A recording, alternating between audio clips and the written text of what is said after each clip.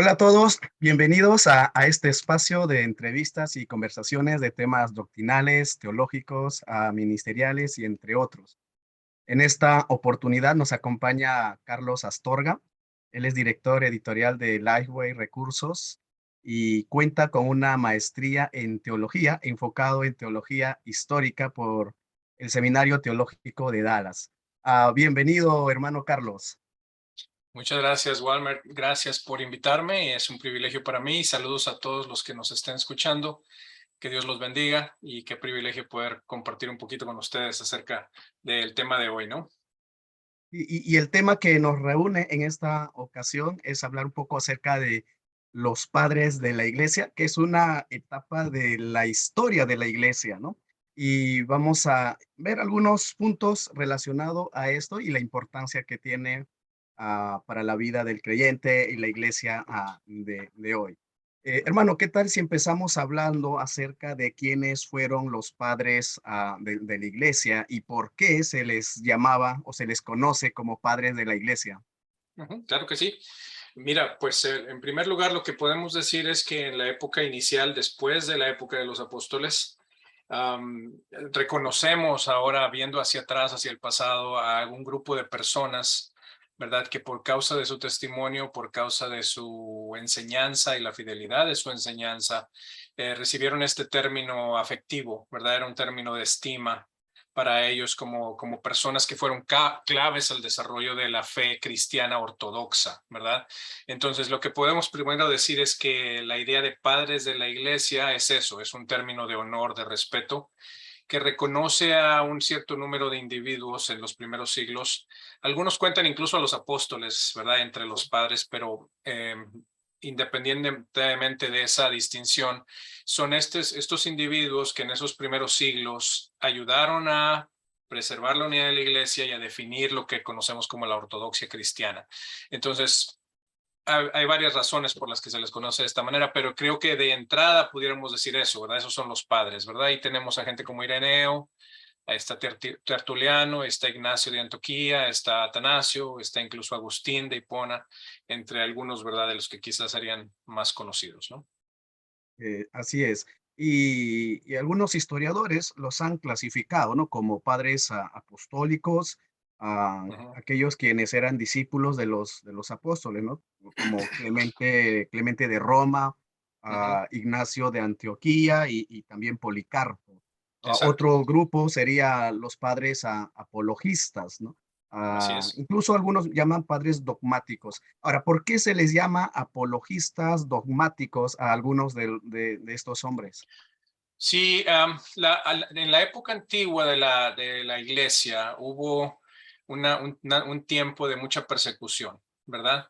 Y un tiempo en el que había una mala comprensión de quiénes eran los cristianos, ¿verdad? Por un tiempo en el Imperio Romano se pensó que simplemente eran una secta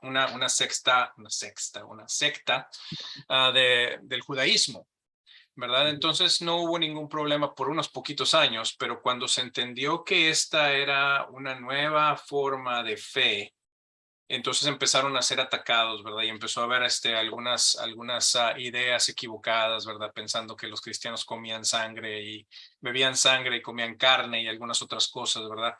Entonces, en medio de esto, algunos de los padres tuvieron un énfasis muy grande en la defensa de la fe, ¿verdad? Entonces, la apología es la defensa de la fe y entonces estos padres de la iglesia estaban hablando de cómo el cristiano era aquel que era el mejor ciudadano en el imperio, ¿verdad? Era aquel que tenía una fe que estaba fundamentada en las escrituras, pero que no tenía que ver con aquellas prácticas horribles que la gente describía que hacían los cristianos, sino que verdaderamente eran personas honorables, eran personas que servían al imperio de una manera justa, pero que daban solamente su adoración a Cristo, ¿verdad? Entonces, los apologistas se referían a esto, a la defensa de la fe ortodoxa, ¿no?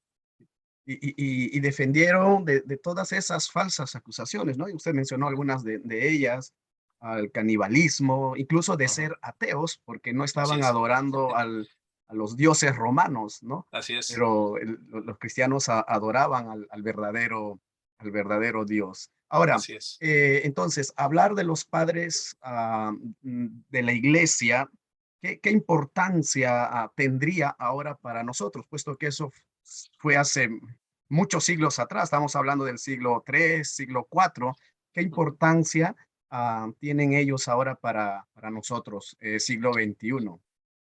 Así es. Creo yo, hay varios aspectos en los que pudiéramos enfatizar. Uno que es muy, muy importante, sobre todo en nuestro contexto evangélico protestante, es el valor que tenía para los padres la unidad de la iglesia, ¿verdad? En los primeros siglos, primero hubo muchas persecuciones, sí, entonces la gente no estaba teniendo mucha oportunidad de debatir teológicamente porque estaban corriendo por su vida. Pero cuando cesaron las persecuciones, empezaron las discusiones, ¿verdad? Y había un potencial grande para dividir a la iglesia o crear múltiples sectas. Y parte, creo yo, de la importancia de los padres fue en buscar preservar la unidad de la iglesia. No estamos hablando de la iglesia católica, solamente de la iglesia primitiva o la iglesia antigua, ¿verdad?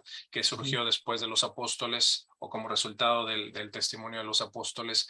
Pero ese anhelo de unidad, de preservar a la fe cristiana como la fe de la iglesia y la iglesia como lo que llamaban ellos una santa, católica y apostólica, ¿verdad?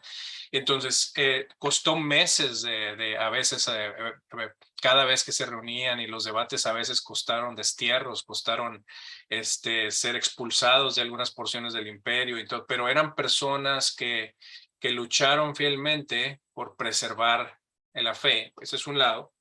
El otro lado es que en sus escritos y en medio de todo esto que vemos, entonces tuvieron ellos una función muy importante para delimitar la ortodoxia cristiana, ¿verdad? A veces pensamos que cuando la gente abre la Biblia todo el mundo la va a interpretar correctamente y sabemos que no es así, ¿verdad? Entonces, muchas de las herejías que más han perdurado en la historia de la iglesia han sido por pastores bíblicos que abren la Biblia y predican con la Biblia y la malinterpretan.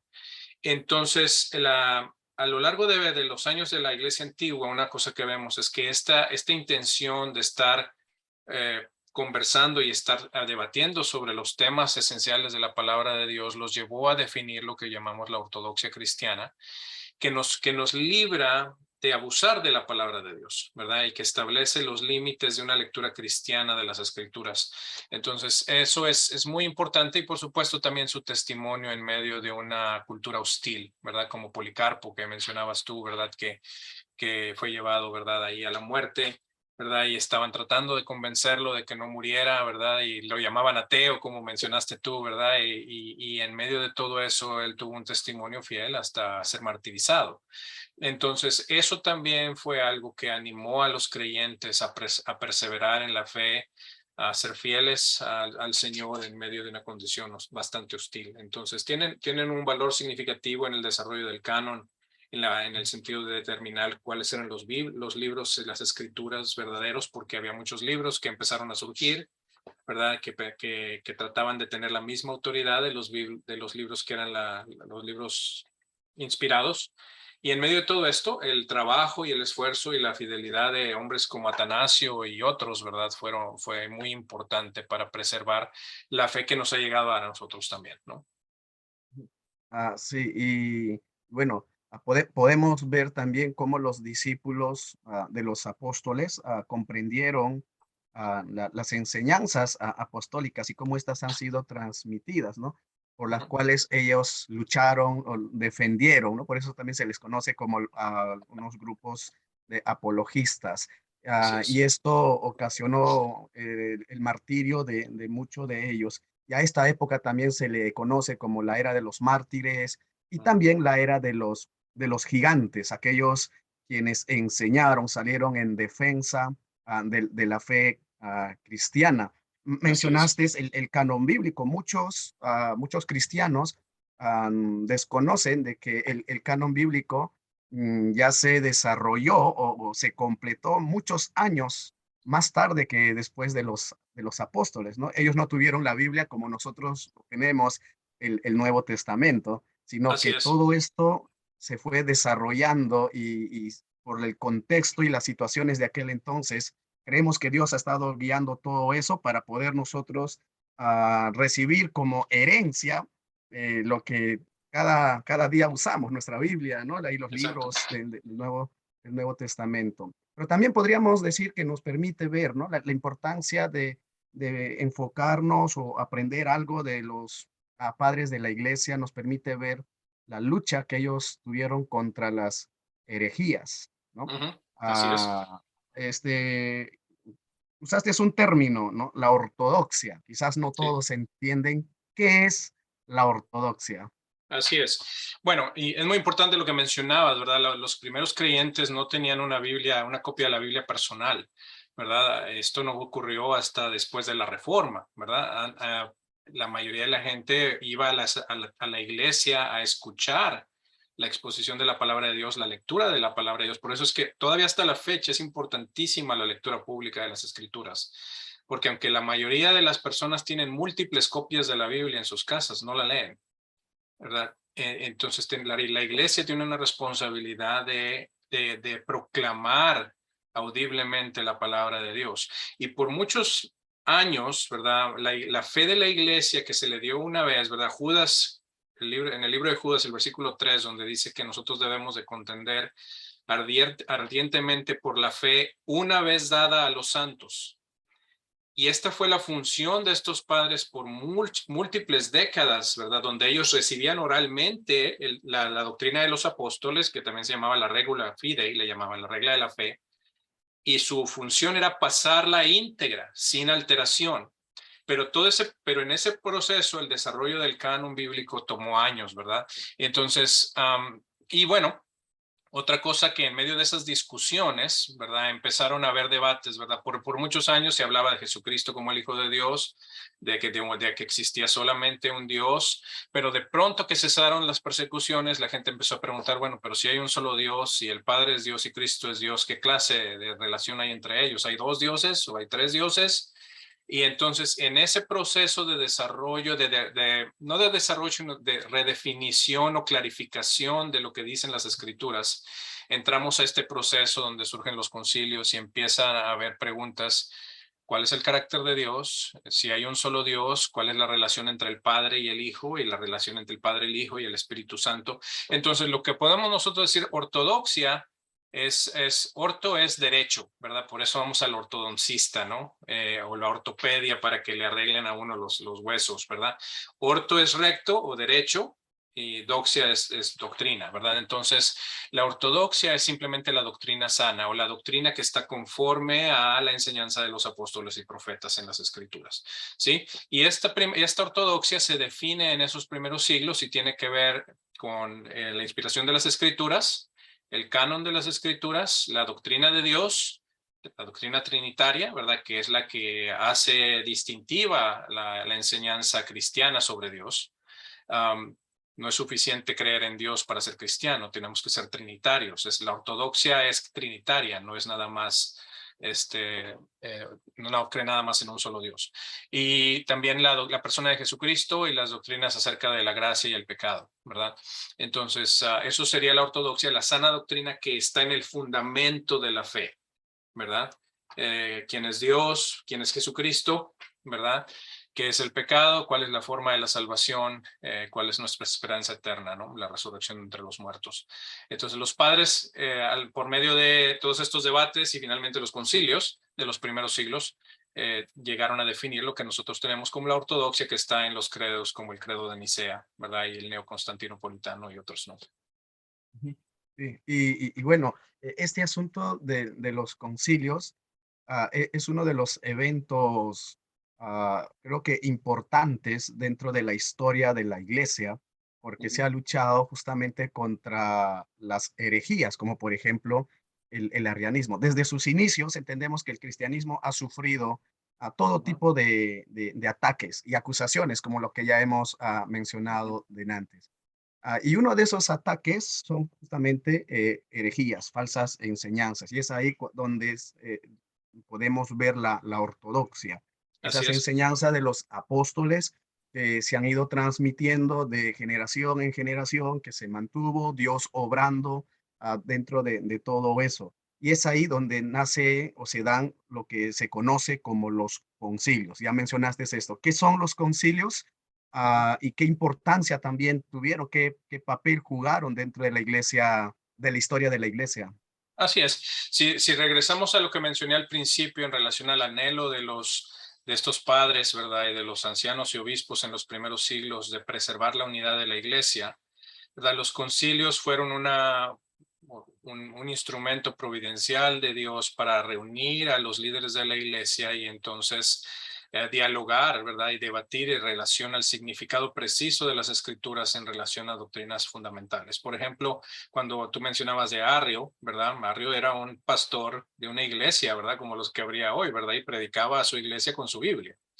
Pero en algún momento Arrio empezó a decir que Jesús tenía principio y que Jesús, aunque era el Hijo de Dios, no era de la misma sustancia del Padre, ¿sí? Entonces, esto estaba por dividir al imperio y bueno, Dios utilizó al emperador Constantino para llamar al primer concilio, ¿verdad? El concilio de Nicea, porque, y interesantemente, su intención no era primariamente cristiana. Él lo que no quería era que se le dividiera el imperio, ¿verdad? Porque había unos que eran arrianos y otros que no.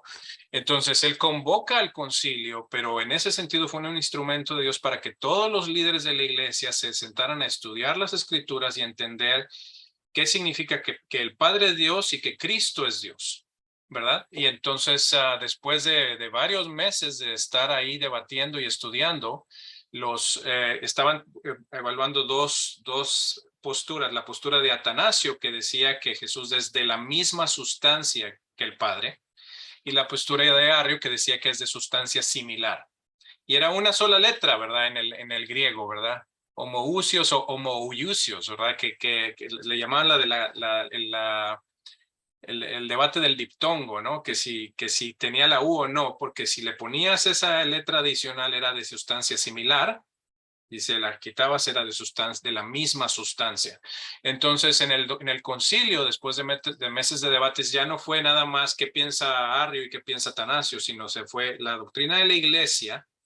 Los líderes de la iglesia hemos observado las escrituras y determinamos que el Padre es Dios y Jesucristo es Dios y es de la misma sustancia del Padre. Es Dios de Dios, ¿verdad? Es Dios verdadero de Dios verdadero. ¿Sí? No hay una distinción entre Jesús y el Padre en sustancia, ¿verdad? Y entonces eso se convierte en el fundamento del credo de Nicea, ¿verdad? ¿Verdad? Hay un solo Dios, el Padre Todopoderoso, ¿sí? Y hay su Hijo Jesucristo, que es Dios de Dios, ¿verdad? Luz de luz, Dios verdadero de Dios verdadero, de sustancia, de la misma sustancia del Padre, dice el credo, ¿verdad? Entonces, o consustancial. Y en ese sentido es donde estaban en el concilio finalmente definiendo con más precisión qué queríamos decir cuando nosotros hablamos de que Jesús es Dios y el Padre es Dios. Ujú.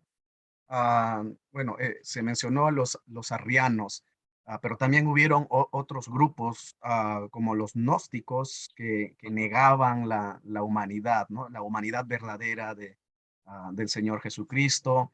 Así En es. el siglo II, siglo III también se puede ver aquellos que negaban su divinidad, la que has mencionado. Y había un grupo durante esta época que se había popularizado, ¿no? Que se conoce como el sabelianismo o modalismo, que decían que las tres personas de la Trinidad no tenían una existencia propia, ¿no? Sino que eran modos de ser o modos de actuar. Y creo que una de las cosas de las que los creyentes hoy en día adolecemos es justamente la comprensión de esta doctrina, que no es fácil, no es fácil a ¿No? la doctrina de la Trinidad. Y creo que esto llevó a creer en esta herejía, ¿no? Del modalismo. Ahora, Ujú. si nos podrías explicar un poquito de qué trata el modalismo, ya has mencionado algunas cosas y cómo hoy en día se ve también algunos creencias que todavía han perdurado, a pesar que ha sido condenado como una herejía hace muchos años atrás, Ujú. pero que Así es. todavía existen ciertas denominaciones. Así es. Entonces, el modalismo es un intento racional de explicar a Dios, ¿verdad? Una de las cosas que nosotros estamos muy acostumbrados, sobre todo después de Lutero y después de la Revolución Industrial, es darle una prioridad a la razón humana, ¿verdad? En el modelo antiguo era primero la revelación, ¿verdad? Y después la razón, ¿sí? Entonces, de hecho es revelación, fe y razón, ¿verdad? Entonces Dios revela, yo lo creo y después busco entenderlo, ¿verdad? Pero en el modelo actual lo volteamos. Si lo entiendo, lo creo y entonces lo acepto como revelación. Pero, y esto existía ya desde antes, ¿verdad? Entonces, cuando aún en la época antigua había algunas personas que queriendo usar su razón decían, es que no puede ser que si el Padre es Dios y el Hijo es Dios, no haya más de dos dioses. Aquí hay uno allá arriba y acá hay otro, entonces son dos, no es uno, son dos. Entonces, en ese anhelo de explicar racionalmente, dijeron, no puedes, lo que es más bien que es el Padre en el Antiguo Testamento y luego se cambia la máscara y se pone la máscara de hijo en los evangelios y luego se la quita y luego se pone la máscara de Espíritu Santo en las epístolas, ¿verdad?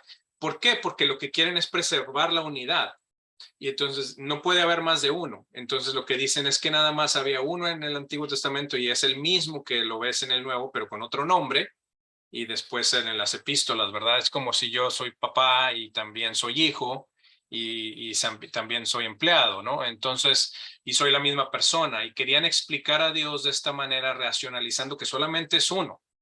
Pero cuando nosotros vemos las escrituras, nosotros vemos que no describen a Dios en un término unitario, ¿verdad? Entonces los modalistas son unitarios, ¿verdad? Solamente hay un Dios y no hay distinción entre el Padre y el Hijo. En ese sentido, son la misma persona. No hay distinción personal. Y todavía existen hacia la actualidad, ¿verdad? Los que son antitrinitarios. Son unitarios, así se llaman, ¿verdad? Pero lo que los padres observaban en las escrituras es que cuando nosotros vemos el testimonio de los apóstoles, nosotros vemos a Jesús siendo bautizado, al Padre hablando desde el cielo, ¿verdad? Y al Espíritu Santo descendiendo como paloma. Entonces, en el mismo evento, el Padre está hablando desde el cielo, el Hijo está siendo bautizado y el Espíritu está indicando, ¿verdad? Que ese es el Hijo amado, ¿verdad? En el cual el Padre se complace. Entonces, no puede haber, en realidad, cuando vemos el texto bíblico, la idea modalista, la idea de que nada más es una persona con diferentes máscaras, ¿verdad? Con diferentes expresiones modales. No puede ser porque en el texto bíblico los vemos obrando al mismo tiempo en diferentes funciones. Y sin embargo, vemos también que la unidad de Dios se preserva, no estamos hablando de tres dioses. Y entonces es donde entonces tenemos que como creyentes aprender a someter nuestra razón a la revelación y descansar en que lo que Dios nos está enseñando es que Dios es solamente uno, pero que Él existe eternamente como Padre, Hijo y Espíritu Santo. Y el Padre es igual al Hijo y al Espíritu, y el Hijo es igual al Padre y al Espíritu, ¿verdad? Pero el Padre no es el Hijo, y el Hijo no es el Padre ni el Espíritu, ¿verdad? Entonces ahí es donde está el misterio de la Trinidad. El misterio es algo que no alcanzamos a comprender racionalmente, pero no es una contradicción, ¿verdad? Ujú. Podríamos decir entonces que este celo, ¿no? de querer ah,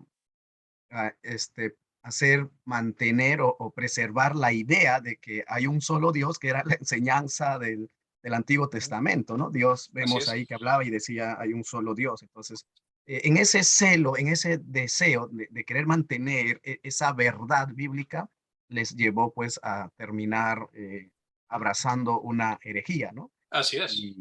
Y pasa también en estos tiempos una comprensión que no cabe en nuestra razón, no nos puede llevar a estar formulando creencias que están contrarias a la fe cristiana. Entonces, esto en su Exactamente. momento permitió que se formularan o se fortalecieran lo que se conoce como las primeras dogmas de la fe. Mencionaste los credos, ¿no?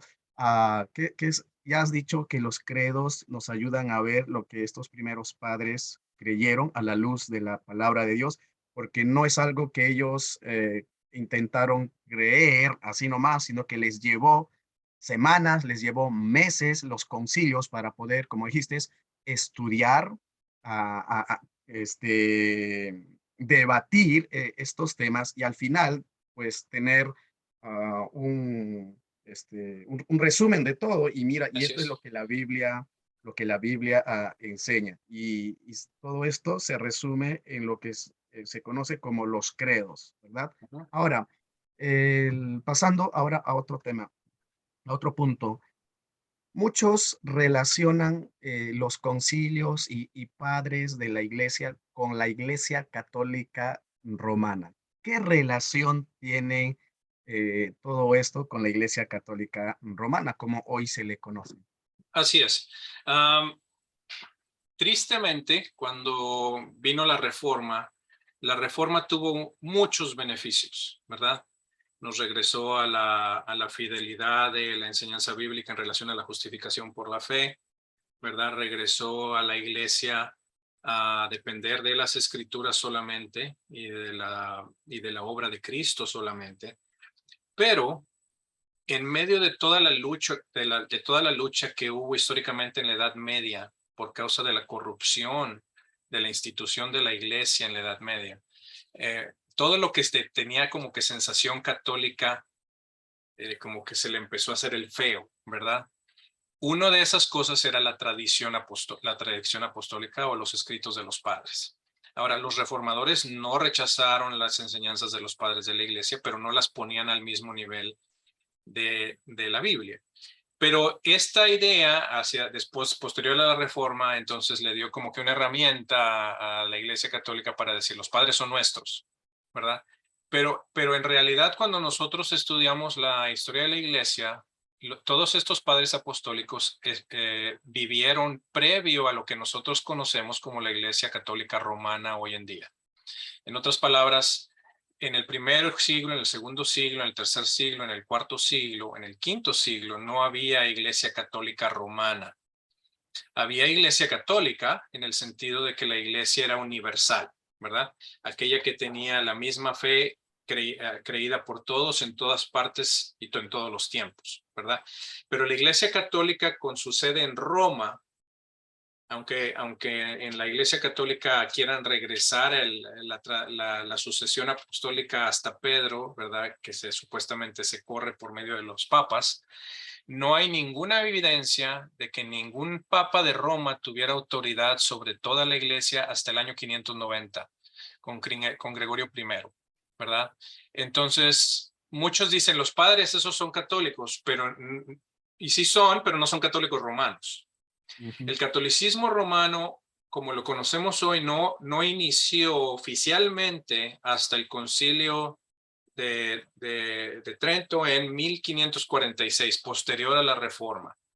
Extraoficialmente o informalmente inició con Gregorio I en el año 590, cuando Gregorio, el Papa de Roma o el Obispo de Roma, por primera vez asumió autoridad más allá de su propia diócesis, y esto fue porque había caído el imperio ante los bárbaros, ¿verdad?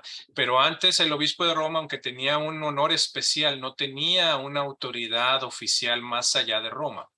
Entonces, esa autoridad sobre toda la iglesia que hoy tiene el obispo de Roma por medio del Papa, no inició sino hasta el 590. Después de todos los padres apostólicos, ¿sí? Entonces, los padres apostólicos no eran católicos romanos, Mm. eran católicos, pero la Iglesia Católica vino posteriormente, ¿verdad? Y como la conocemos hoy con sus dogmas antiprotestantes, no fue sino hasta 1546, ¿verdad? Ujú. Entonces, el término que usaban los primeros cristianos, ¿no? El término católico, era para referirse a todos los cristianos, a la iglesia universal, ¿no?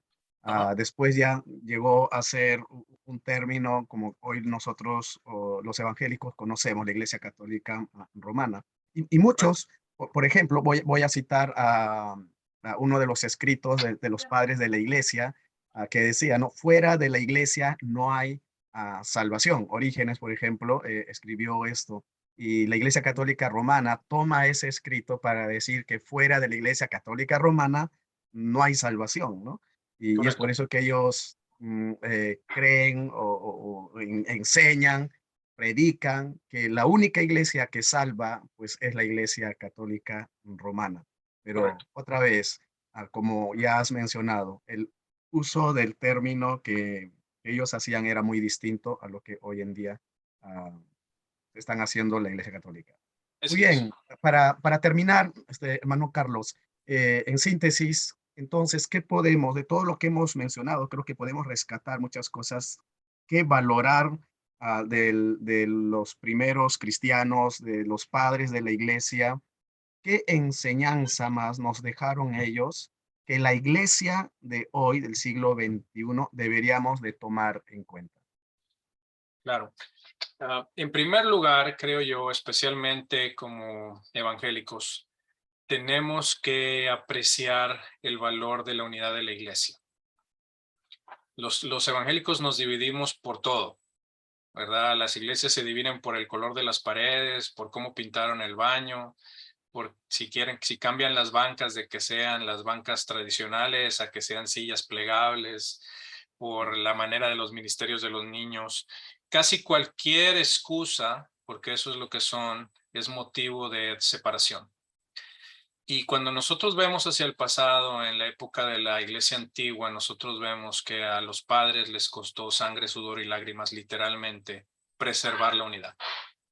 Entonces, creo yo que cuando nosotros entre líderes tenemos debates en relación al significado de las enseñanzas de las escrituras, debiéramos de tener un acercamiento que promueva la unidad, la conversación sana y respetuosa en lugar de los ataques, ¿verdad? Hoy en esta nueva época de Twitter, ¿verdad? Y todo lo demás, Mm, hay ataques muy, muy groseros cuando hay distinciones doctrinales y debiera de haber, creo yo, un anhelo de unidad, no una unidad que menosprecie la doctrina, sino una unidad que reconoce la necesidad de unirnos, de orar al Señor, de observar con cuidado las escrituras y de luchar por llegar a una fe común, ¿verdad? Pero entonces ese énfasis de la unidad que tenían los padres es importantísimo. Y esa tiene que ir aunada a la importancia de la doctrina, porque los padres buscaron preservar la unidad, pero no a expensas de la verdad, ¿verdad? Hoy a veces dice, bueno, pues si vamos a estar unidos, tú crees lo que tú quieras y yo creo lo que yo quiera, y no importa, ¿verdad? Si tú crees que Dios es trino, ok, y si yo creo que es unitario, pues ¿qué importa? No, no, no, no, no. Los padres de la iglesia lucharon por la unidad, pero nunca a expensas de sacrificar la ortodoxia, ¿verdad? Entonces, eso es otra cosa que no es popular en nuestros días, ¿verdad? La verdad se sacrifica a expensas de mantener la paz o de que cada quien viva como quiere, ¿verdad? Entonces, casi ya no queremos tener absolutos en general en la cultura e incluso lo queremos aplicar hacia las denominaciones, ¿verdad? Y pues que cada quien crea lo que quiera, pero no es así. En cuestiones de ortodoxia, hay cosas que definen a los cristianos, ¿verdad? Dios es un Dios trinitario. Si tú no eres trinitario, te puedes llamar como quieras, pero no te puedes llamar cristiano, porque los cristianos somos trinitarios, ¿verdad? Esa es la fe ortodoxa. Los cristianos creen que Jesús es el Hijo de Dios de la misma sustancia que el Padre. Él es verdadero Dios y verdadero hombre, no es mitad Dios y mitad hombre. ¿Verdad? Creemos en la deidad del Espíritu Santo, creemos en la iglesia como el instrumento en el cual Dios proclama la verdad, no la iglesia católica, pero a los creyentes, a los santos, fue a quienes se les dio la fe, ¿verdad? Otra vez, Judas 3 es muy importante. A nosotros se nos dio la responsabilidad de contender ardientemente por la fe una vez dada a los santos de la iglesia, ¿sí? Entonces, todo eso es de gran valor para nosotros. Tenemos que aprender a valorar algunas de estas cosas que fueron tan importantísimas para ellos y que muchas veces les costaron la vida o el exilio o un costo personal bastante alto, el martirio, ¿verdad? Entonces, Así es. Y eso fue lo que el Señor Jesucristo pidió por su pueblo, ¿no? La unidad es lo que el apóstol Pablo también instó a hacer uno. Otra vez, dentro del cuerpo cristiano, ¿no? así Dentro del es. cuerpo cristiano. Ujú. Muchas gracias, hermano Carlos, por este tiempo, por habernos acompañado y a todos nuestros amigos también que han estado escuchando esta conversación. Dios los bendiga. Hasta otra oportunidad.